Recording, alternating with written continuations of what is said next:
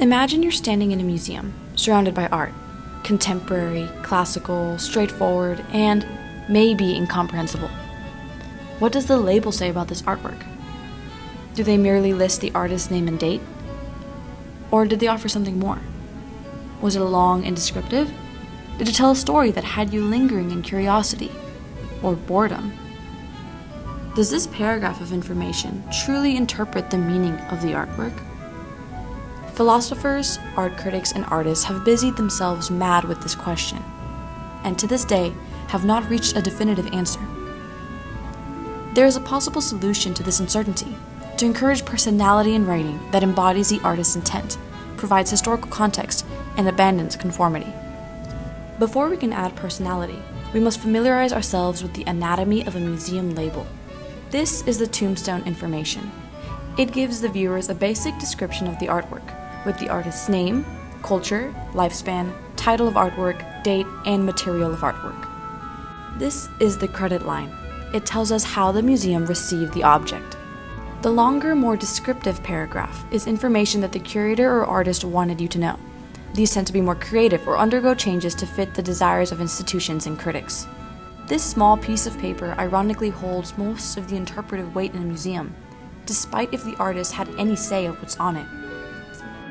Let's observe these labels. As you can see, they are merely tombstone info, nothing but names, dimensions, and material. By themselves, they tell you almost nothing about the artwork. A paragraph like this has the same tombstone information in the beginning, but reveals itself incredibly extensive and even physically large.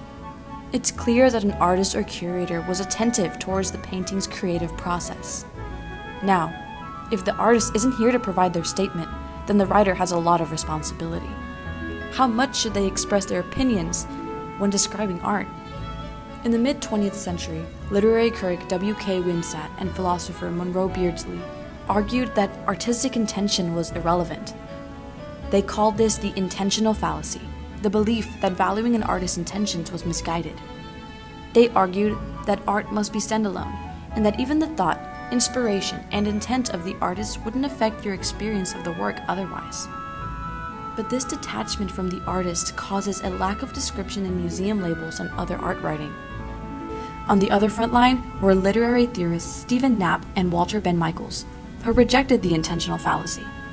They argued that an artist's intended meaning was not just one possible interpretation, but the only possible and valid one.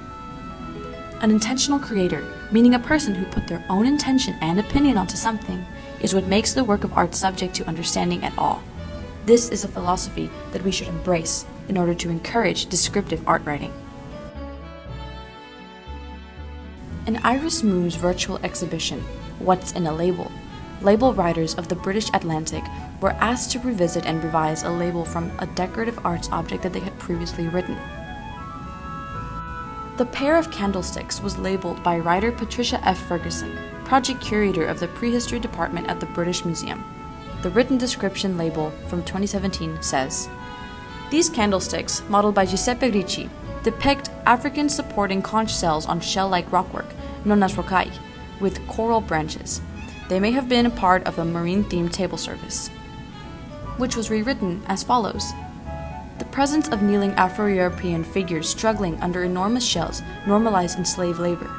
Such humiliating ornamental images of forced servitude increased with the rise of the transatlantic slave trade." This revised label, penned by Patricia F. Ferguson, highlights the deeper societal implications embedded within the artwork, challenging the neutrality of traditional institutional art writing. Writers must take a creative approach to rhetorical art writing, emphasizing the importance of lyricism that captivates, informs, and inspires us readers. Taking the artist out of the writing process is self-destructive and ironic. So the next time you visit a museum, pay attention to the words accompanying the artwork. They're not just labels, they're invitations to explore, to contemplate, and to appreciate the authenticity of art.